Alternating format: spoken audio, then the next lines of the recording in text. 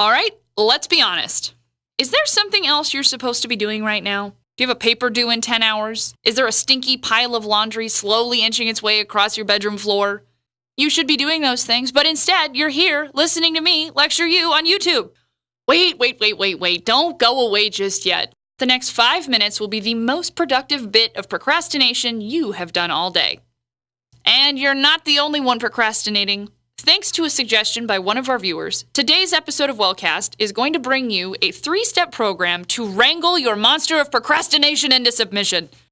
About 20% of the population identifies themselves as chronic procrastinators. People who constantly put off the things that they really need to do. And that is because procrastination is about lying to yourself. You know, telling yourself, I'll have plenty of time to finish that paper tomorrow, when you know you are way behind. In a recent study, 2 groups of university students were assigned to write 3 papers in 3 weeks. Group A was given the opportunity to turn in all 3 papers in at any point during those 3 weeks. Group B, on the other hand, had strict weekly deadlines for each paper. Ultimately, the ones who did the best on the papers were the ones given the strict deadlines. Group A, the students who had to pick their own deadlines, they did pretty poorly. Clearly, humans are not the best at regulating themselves. So, when it comes to procrastination, you have to trick yourself into getting the job done. And this brings us to our Wellcast 3-step method for stopping procrastination. Please pause and print out your worksheet at watchwellcast.com. Okay, are you ready? Step 1. Eat an elephant. Hey, how do you eat an elephant? 1 bite at a time. Look, what I'm saying is, you need time to digest, or you're going to make yourself sick. Reward yourself for getting through parts of the project, rather than waiting to reward yourself after the whole thing's over. Okay, procrastinator. Think about that one project that you really need to get done. But calm down. Instead of letting it overwhelm you, organize that project into small, bite-sized, manageable segments. Think about what needs to get done and write down what you're going to be doing to tackle this project hour by hour and make it specific. By breaking down this giant project into smaller tasks, this elephant will become a lot less daunting. Step 2. Pick out the itsy-bitsy goblins instead of going for the whole dragon. The hardest part about starting any project is always starting the project. A good way to get around this is to start a project off with the task you like the best. Listen, when you do something that you like, your brain releases dopamines, which makes you happy.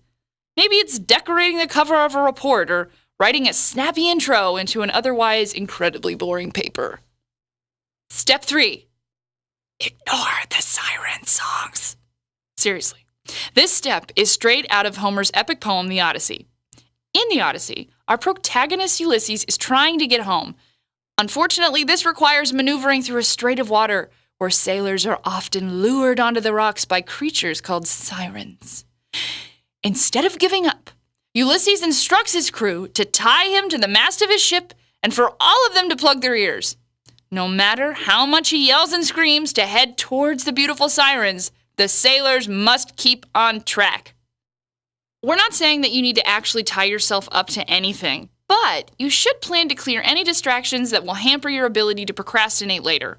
For example, if you're a sucker for Facebook or online video games, have your parents or your roommates change the internet password to keep you on track for studying.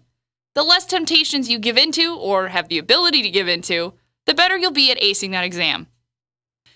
Okay, kiddos, let's recap. The best way to get around procrastination is to trick yourself into doing the work. It's true, though. We recommend that you do this in one of 3 ways. Number 1, breaking your tasks into segments. In other words, you go ahead and eat that elephant. Number 2, start with the most enjoyable part of the project. Go for those itsy-bitsy goblins. And number 3, avoid that siren song. Clear out those distractions so you can get the job done. Have these tips helped? Leave us a message below or email us at watchwellcast.com. Tweet us at watchwellcast. Email us at watchwellcast@gmail.com or leave a comment down below. We'll see you next time.